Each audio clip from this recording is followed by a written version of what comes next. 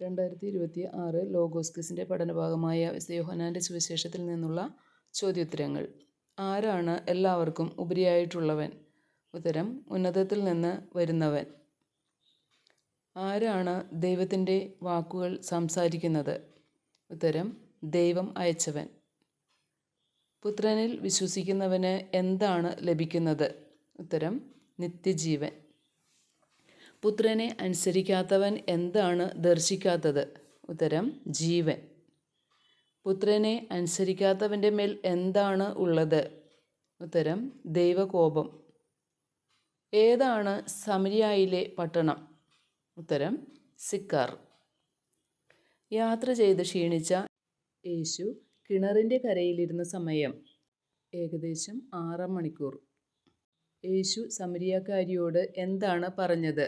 ഉത്തരം: എനിക്ക് കുടിക്കാൻ തരിക. ആര് തമ്മിലാണ് സമ്പർക്കം ഒന്നും ഇല്ലാതിരുന്നത്? യഹൂദരും സമരിയാക്കാരും. സമരിയാക്കാരി യേശുവിനെ അഭിസംബോധന ചെയ്തത് എന്ത്? ഉത്തരം: പ്രഭോ. നീ അവനോട് ചോദിക്കുകയും അവൻ നിനക്ക് എന്ത് തരികയും ചെയ്യുമായിരുന്നു എന്നാണ് പറഞ്ഞിരിക്കുന്നത്. ഉത്തരം: ജീവജലം. യേശു ആരാണെന്നാണ് സമരിയാക്കാരി സ്ത്രീ മനസ്സിലാക്കിയത്? ഉത്തരം: പ്രവാചകൻ. എവിടെയാണ് യഥാർത്ഥമായ ആരാധനാ സ്ഥലം എന്നാണ് പറഞ്ഞിരിക്കുന്നത്? ഉത്തരം: ജെറൂസലേം. ആരിൽ നിന്നാണ് രക്ഷ? ഉത്തരം: യഹൂദരിൽ. ആത്മാവിലും സത്യത്തിലും പിതാവിനെ ആരാധിക്കുന്നവർ ആര്? ഉത്തരം: യഥാർത്ഥ ആരാധകർ. അവിടുത്തെ ആരാധിക്കുന്നവർ എങ്ങനെയാണ് ആരാധിക്കേണ്ടത്? ഉത്തരം: ആത്മാവിലും സത്യത്തിലും. സമരിയാക്കാരി എങ്ങോട്ടാണ് പോയത്? പട്ടണത്തിലേക്ക്. യേശു സമരിയാക്കാരോടൊപ്പം എത്ര ദിവസം താമസിച്ചു? 2 ദിവസം. സമരിയായിൽ നിന്ന് യേശു എങ്ങോട്ടാണ് പോയത്? ഗലീലയിലേക്ക്. ആരുടെ മകനാണ് രോഗബാധിതനായിരുന്നത്? കഫർനൗമിലെ ഒരു രാജസേവകൻ്റെ.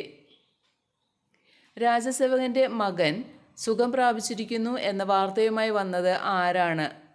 ഭൃത്യന്മാർ.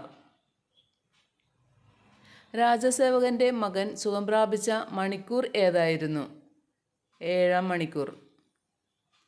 യൂദയായിൽ നിന്ന് ഗലീലയിലേക്ക് യേശു വന്നപ്പോൾ പ്രവർത്തിച്ച രണ്ടാമത്തെ അടയാളം ഏതാണ് രാജസേവകൻ്റെ മകനെ സുഖപ്പെടുത്തിയത്?